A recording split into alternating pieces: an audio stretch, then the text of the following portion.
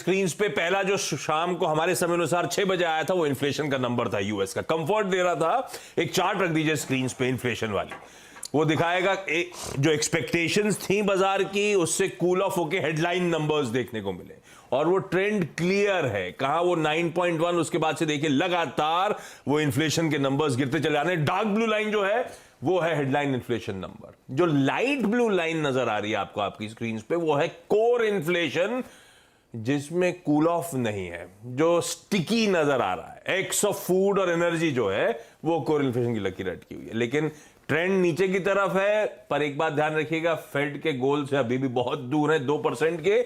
और उस मिनट्स में ये भी चर्चा हुई थी, इवेंचुअली बैंक क्राइसिस के सामने सबने इन्फ्लेशन को तवज्जो दिया और इसीलिए 1/4 54 का रेट हाइक आया था। नीरज जी ने एफओएमसी मिनट्स रख दिया। एफओएमसी मिनट्स में ना मेंशन था कि फेडरल रिजर्व के स्टाफ ने एक प्रेजेंटेशन दिया। उस प्रेजेंटेशन में दरअसल क्लियरली उन्होंने माइल्ड रिसेशन की बात करी और उसके बाद अगले 2 साल में इकोनॉमी पटरी पे आने की कोशिश करेगी, तब रिकवर करती हुई नजर आएगी। 30 जून के बाद की तस्वीर क्लियर नहीं, ये कह रहे हैं, और तस्वीर गड़बड़ा रही है, ऐसा टीसीएस का मैनेजमेंट कह रहा है। अच्छा, एक बात और जिक्र करूं, ब्लैक रॉक दुनिया का सबसे बड़ा फंड मैनेजर है। सबसे ज्यादा एसेट उन्हीं के पास है। उसका हेड ऑफ फिक्स्ड इनकम ये कह रहा है, अभी भी कह रहा है कि 6% से पहले टर्मिनल होगा नहीं, फेड रेट 6% होगा। अभी कहां पे खड़े हैं हम? अभी हम लोग क्या 4.75 से 5। अभी 54 2 बार अगर बढ़ा दी 5.5 हो जाएगा। तो वो पता नहीं किस कॉन्फिडेंस में हार्ड लैंडिंग चाहिए उनको हार्ड लैंडिंग चाहिए। तो ब्लैक रॉक की राय ये निकल के आ रही। ये ग्लोब है। ग्लोब में इन्फ्लेशन से ज्यादा तवज्जो लोगों ने फेड मिनट्स को दे दिया, क्योंकि जो डर था उसी बात की चर्चा फेड ने कर डाली। सेकेंड हाफ में एक माइल्ड रिसेशन की हम कर रहे हैं तैयारी।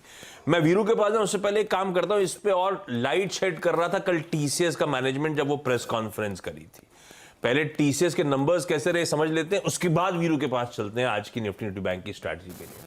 Harshada, good morning. कितने बजे वहां पहुंच गए थे? और टीसीएस के नंबर्स प्लस कमेंट्री कैसी लग रही है? आशीष, देखिए नंबर्स तो म्यूटेड है, उसमें कोई दो राय नहीं है। खासतौर से मार्जिन्स जहां पर एक्सपेक्टेशन था कि करीब 25% पर वो मार्जिन्स आएंगे, ये 24.5% पर आए हैं, तो स्टेबल रहे हैं पिछले क्वार्टर से इस क्वार्टर की तुलना में। साथ ही साथ कांस्टेंट करेंसी ग्रोथ आपको याद होगा एक्सपेक्टेशन यही था 1% के आसपास आएगी, ये 0.6% पर आई है। तो क्लियरली ये थोड़ा सा फीका क्वार्टर रहा है कंपनी के लिए। एक हाईलाइट ऑफ कोर्स निकल कर आ रहा है, वो है ऑर्डर बुक की सिचुएशन। इस क्वार्टर में हाईएस्ट एवर डील विंस और लार्ज डील्स की काफी ज्यादा विंस होती हुई दिखाई दी है, तो वो एक हाईलाइट है। बाकी सभी नंबर्स, चाहे वो डॉलर रेवेन्यू के फ्रंट पर हो, कांस्टेंट करेंसी के फ्रंट पर हो या फिर मार्जिन्स के फ्रंट पर हो, निराश ही किया है इन्होंने, दबे हुए नंबर्स है। अच्छा, आपको याद होगा कि कंपनी ने काफी कॉन्फिडेंटली कहा था कि FY23 को वो 25% मार्जिन पर क्लोज कर पाएंगे, और ये होता दिखाई देता क्योंकि कुछ पॉजिटिव्स थे। एक तो करेंसी का फायदा इनके हाथ लगता हुआ दिखाई दे रहा था, अट्रिशन कम होता हुआ दिखाई दे रहा था, वो दोनों फैक्टर्स हैं। लेकिन इस क्वार्टर हुआ यह है कि कुछ डिस्क्रिशनरी प्रोग्राम्स पॉज पर गए हैं, उससे 20 बेसिस पॉइंट का इंपैक्ट यूटिलाइजेशन पर आता हुआ दिखाई दिया है। इसी के चलते मार्जिन्स पर दबाव देखने को मिला है। लेकिन मोस्ट इंपॉर्टेंट है कमेंट्री, और कमेंट्री में साफ दिखाई दे रहा है कि बीएफएसआई को लेकर चिंता है, पेन है। आपने गौर किया होगा पिछले 3-4 क्वार्टर से लगातार 13% का बीएफएसआई का contribution quarter on quarter basis पर था। इनफैक्ट Q1 Q2 के आसपास, जो घट कर अब 9% पर ही आ गया है, तो प्रेशर क्लियरली देखने को मिल रहा है। मैनेजमेंट कमेंट्री में साफ है कि इस समय क्लाइंट्स की तरफ से वेट एंड वॉच का अप्रोच है।